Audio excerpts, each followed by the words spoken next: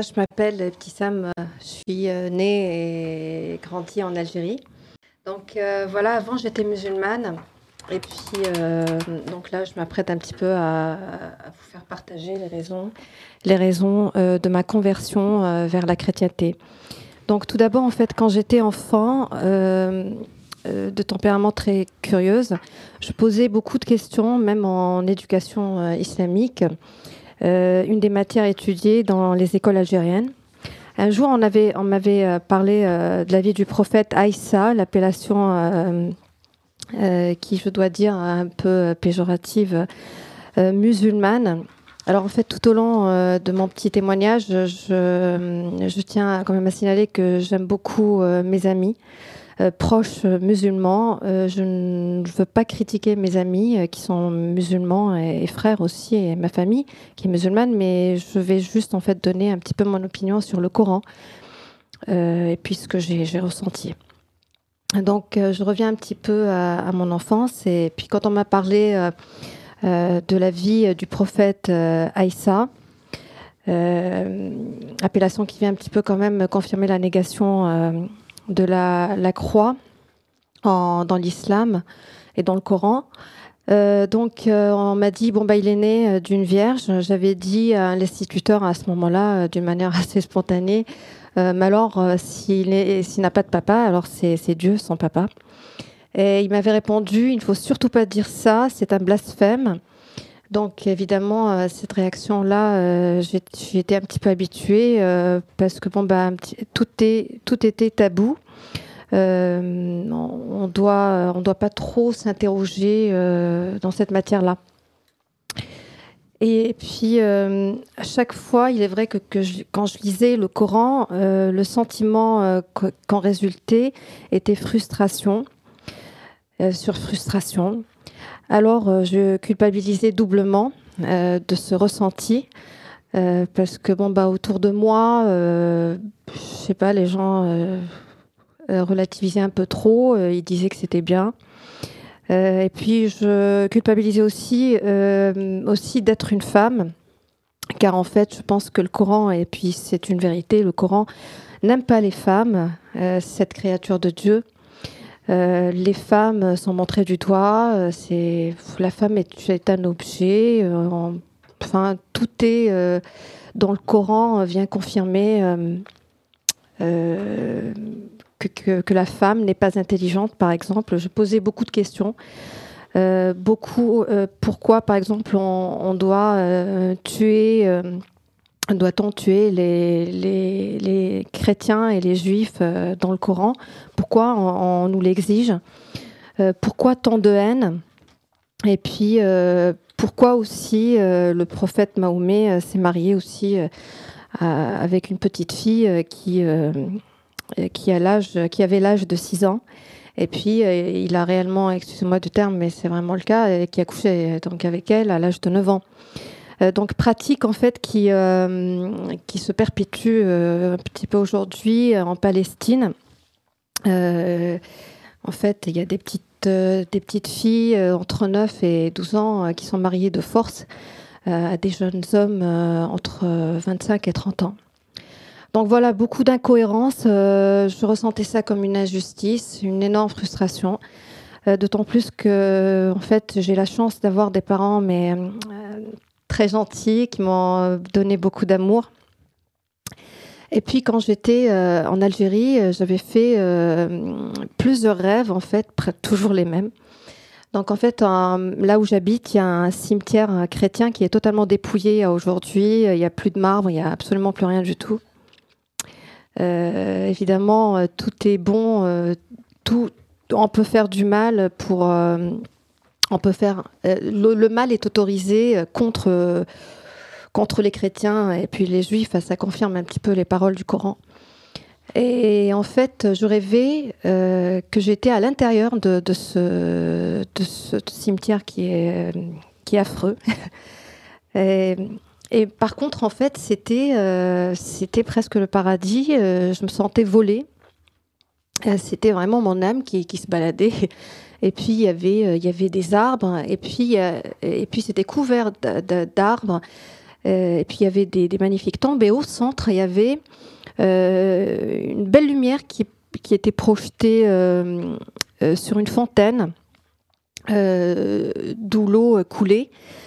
Et puis, je me sentais tellement bien que je m'étendais à chaque fois à côté d'une tombe et puis je m'allongeais et puis je dormais. J'étais tellement très très bien. Et puis, consciemment ou inconsciemment, à vrai dire, il y avait une voix intérieure qui me disait mais sors de là, c'est des chrétiens, tu vas mourir. Et en plus de ça, tu vas mourir, mais tu iras en enfer parce que c'est un cimetière chrétien. Le même rêve, en fait, qui s'est répété, mais cette fois-ci, c'était en France. Et je rêvais, en fait, cette fois-ci, que j'enjambais une petite clôture où il y avait une magnifique herbe verte. Et puis, je m'allongeais, pareil, j'étais portée par un... Je me sentais comme portée. Et puis, je ressentais, mais vraiment, j'ai vraiment ressenti ce petit vent souffle chaud qui me caressait la joue. Et puis, je me dirigeais vers une tombe blanche, et puis une tombe évidemment chrétienne avec la croix au-dessus. Et pareil, la même réaction, mais sors de là, tu vas mourir, ma pauvre fille, et tu mourras en plus, tu iras en enfer.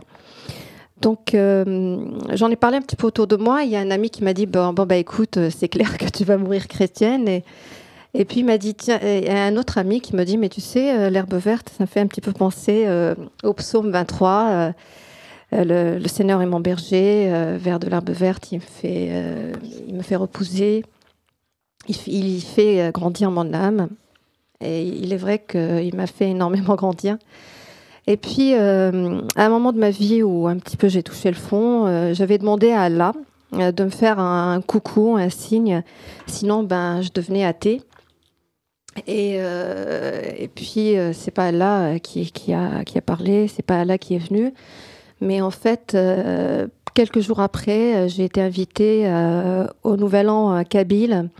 En fait, c'est l'association, c'est une fraternité, association Notre-Dame de Kabylie, qui réunit des Kabyles chrétiens. Puis je me suis dit, pourquoi pas, ça pourrait peut-être un petit peu me changer les idées. Et puis je suis allée à ce Nouvel An. Et puis, là, j'ai rencontré des convertis. Évidemment, pour moi, c'était... je me disais, ils vont tous en enfer.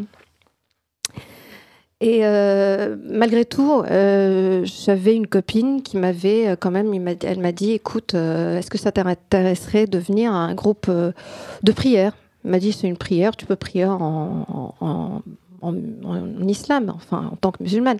Je lui ai dit, pourquoi pas, parce que je suis toujours curieuse. Hein, je suis restée. Et puis, on va à ce groupe de prière.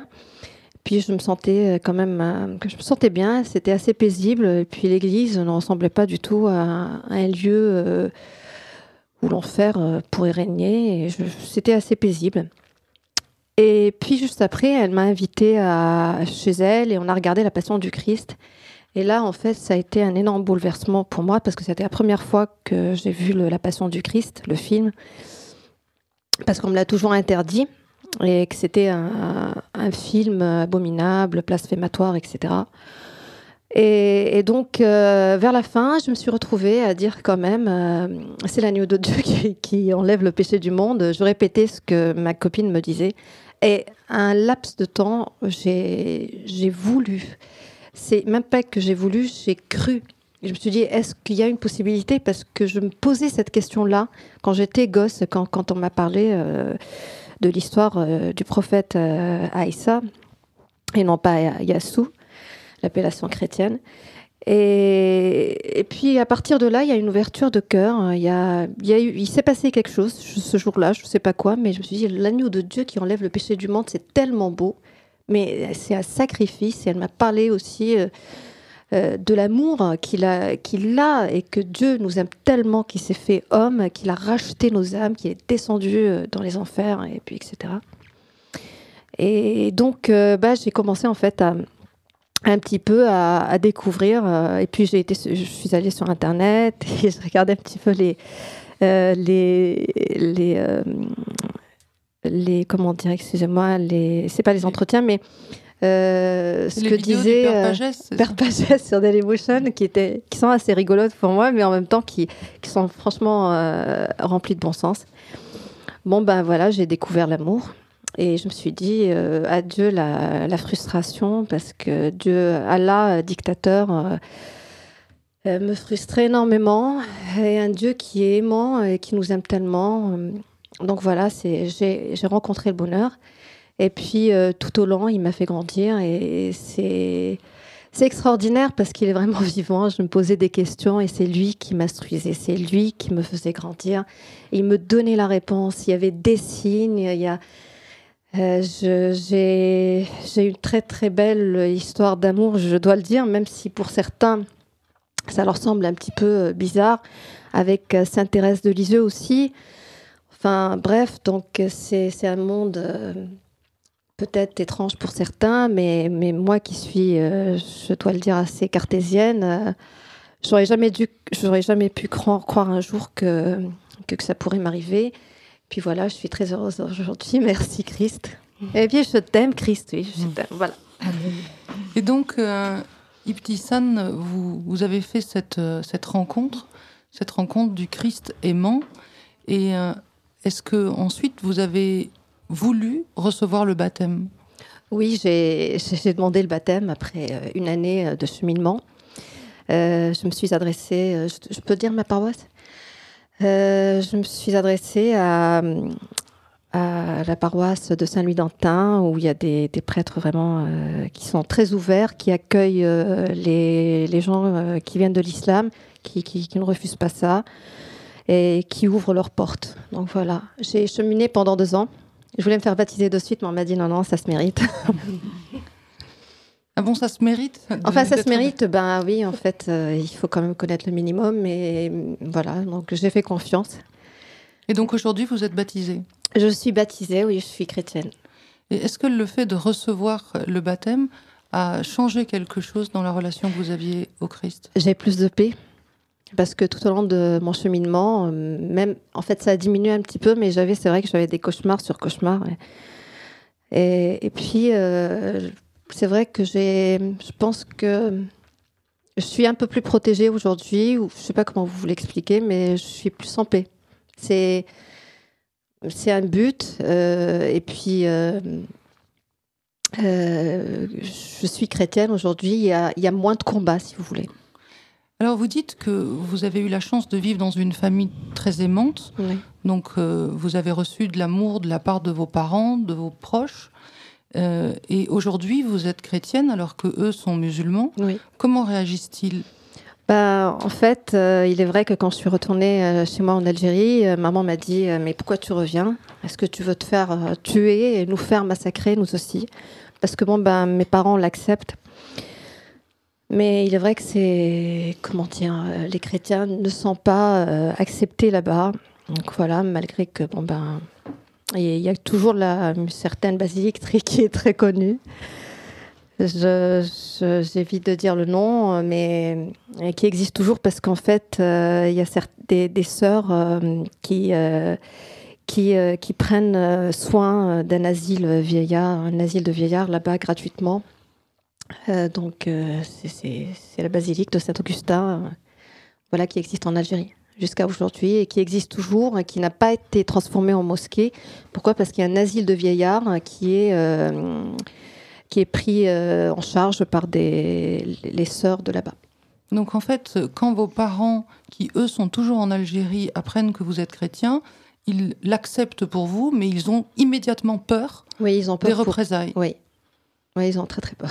Et aujourd'hui encore, cette menace peut peser sur eux. Tout à fait, oui. Et d'ailleurs, à ce propos-là, quand je suis retournée là-bas, j'ai annoncé à ma maman, maman, je suis chrétienne aujourd'hui, donc elle me dit, mais qu'est-ce que tu fais là ? Tu veux nous faire massacrer ? Tu veux te faire massacrer toi-même ? Donc j'ai été, déçue parce que c'est à la base une maman très très poule, mais je pense qu'elle voulait me protéger aussi. Donc j'ai eu une réaction de petit enfant, un peu trop gâtée. Alors je me dis d'accord, à ce moment-là, je retourne en France. Et j'ai demandé à mon père de m'accompagner à l'agence de voyage. Et sur le chemin, en fait, il y avait un monsieur qui boitait et puis qui avait un voile blanc sur les yeux, sur les yeux. Ça sautait aux yeux qu'il était aveugle. En fait, il a marché derrière nous et spécialement derrière moi. Il m'a craché, il a craché vers moi, vers ma direction, et puis il disait les chrétiens, si des insultes, évidemment que je ne vais pas dire, mais en arabe. Et puis, à un moment, mon père, en fait, il a pris peur, il m'a tiré vers lui et je lui ai dit, j'ai pas rêvé. Pourquoi il a insulté les chrétiens là? Je comprends pas, il me connaît pas. Et puis, donc il m'a dit, oui, en effet, il a insulté les chrétiens. Donc voilà. Donc ça résume bien, en fait. Ça résume bien que il y a certaines personnes qui sont aveugles. Donc voilà. Je voulais juste petit peu le dire parce que c'est encore un truc un petit peu étrange qui m'est arrivé. Alors, vous dites aussi que vous aviez peur de l'enfer parce que vous osiez poser des questions. On ne comprend pas bien pourquoi. Poser des questions, c'est quelque chose... c'est péché, c'est blasphématoire. Et il ne faut pas trop poser de questions. D'ailleurs, en fait, il y a un livre où je me suis un petit peu projetée dedans, en fait. C'est le livre de Marc Gabriel. Oui, de Marc Gabriel. Jésus et Mahomet. Voilà, c'est ça, en fait. Avant, il était imam et en fait, il était, on va dire, un imam assez émancipé. Et parce qu'il posait un peu trop de questions, il a eu des soucis, il a eu des embêtements. D'accord. Donc voilà. Donc c'est une religion où il ne faut pas poser de questions, il ne faut pas creuser, il ne faut pas trop chercher. Parce que je dois dire qu'il y a beaucoup d'incohérences, énormément d'incohérences. Je parle bien du Coran et non pas de mes amis musulmans. D'accord, donc en fait, les enfants sont enseignés, on leur délivre un message, il n'y a pas de questions, il n'y a pas de débat, il n'y a pas de... Non, on peut pas, on doit pas. On ne doit pas poser de questions. Donc en fait, on vous dit des phrases, vous les répétez, comment ça se passe? Voilà, il faut dire amen, amen à tout, quoi. D'accord, donc on vous dit des phrases, vous les répétez, voilà. On dit des phrases, on les répète. C'est un petit peu comme dans tout, comme ces femmes-là qui se marient par force. Tout est... et puis d'ailleurs, ça vient aussi confirmer le mektoub. Enfin, tout est comme ça, tout est... Confirmer le mektoub, peut-être pour nos auditeurs, c'est pas très clair. Le mektoub, en fait, tout est écrit... tout est tracé, on n'a pas de libre arbitre, on n'a aucun choix, c'est comme ça. Donc c'est la fatalité, il faut subir. Il faut se soumettre en quelque sorte. Il faut se soumettre. Oui, non, mais en fait, d'ailleurs, en fait, il y a des amis musulmans en fait qui me disent souvent, mais tu sais, l'islam, c'est la paix, mais je suis désolée, en fait, islam, ça veut dire islam ou la Sislim, d'ailleurs, j'espère qu'il y a ceux qui comprennent un petit peu l'arabe. Ça veut dire convertis-toi à l'islam pour que tu aies la vie sauve. Et islam, ça veut dire c'est soumettre. C'est la soumission. D'accord. Et donc, c'est ce qu'on enseigne aux enfants, y compris aux femmes. Oui. Donc, c'est soumission, soumission, soumission. C'est la parole du prophète est juste, la parole d'Allah est juste. C'est Sadaqallahu al-Azim, sadaqa. D'ailleurs, ça veut dire sadaqa, ça veut dire il a raison, il a raison, il a raison. Donc, alors que par exemple, dans l'Évangile, on peut se poser des questions, on peut lui parler, et il peut même nous répondre. Il peut nous répondre, c'est pas. Voilà. D'accord, il y a donc une très grande différence. Vous allez rester avec nous, vous pouvez rester encore. Oui, Jeanne Smith a une question. Je voulais juste intervenir une seconde. On ne pose pas de questions en islam, et d'ailleurs, j'avais lu le récit de l'Annonciation dans le Coran. Marie ne dit rien, elle subit. Enfin, c'est pas Marie d'ailleurs, c'est Myriam qui subit l'annonce, alors que dans l'Évangile, Marie, la Vierge Marie, pose d'abord la question, mais comment cela se fera-t-il? Puisque je ne connais pas d'homme. Je ne connais point d'homme. Donc, il y a un dialogue tout de suite, il y a une question, il y a la raison qui intervient aussi. Il est vrai que il y a un énorme écart, il y a beaucoup de différences entre l'islam et le Premier Testament, parce qu'il est vrai qu'il y a certains chrétiens qui me disent, mais tu sais, de toutes les manières, dans l'Ancien Testament, il y a ci, ça. Mais d'abord, l'Ancien Testament, moi je pense que c'est la loi qui a un petit peu préparé la venue du prophète, et une loi dans le temps, je pense, qui était assez nécessaire, enfin, de mon point de vue. Mais il n'y a aucune comparaison avec l'islam, je vous assure. D'abord, en fait, dans l'islam, on sent bien tout d'abord que c'est un homme qui a écrit tout ça. Puis enfin, bref. Merci beaucoup.